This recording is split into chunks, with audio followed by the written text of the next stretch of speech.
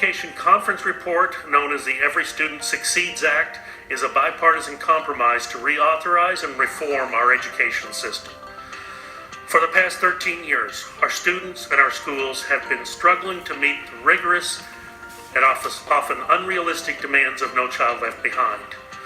No Child Left Behind attempted to improve school accountability by conditioning increased funding on annual testing requirements and pass rates.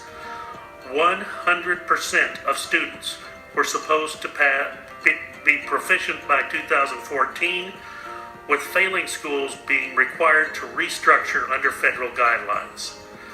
A vote against the Every Student Succeeds Act today is a vote to keep No Child Left Behind in place, to keep the onerous average yearly progress standards in place, and to keep the high-stakes testing in place that so many of our constituents deplore.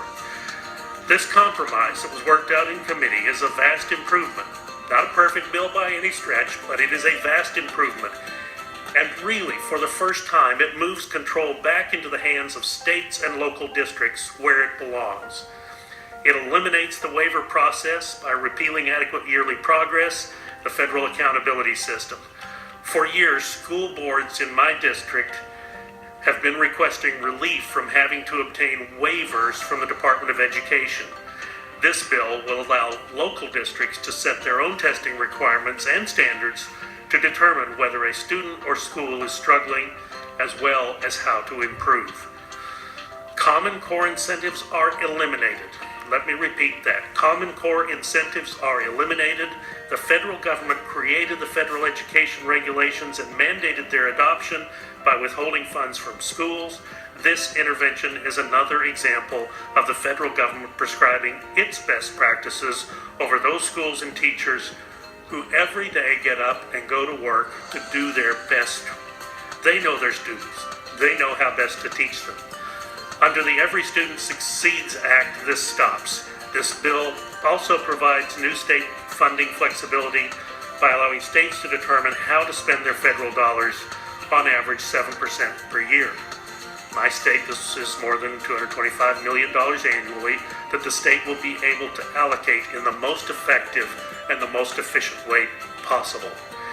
This bill is a 4-year authorization. That's an important point, a 4-year authorization. Regardless about how you feel about the current administration, it will not be the current administration in 4 years' time.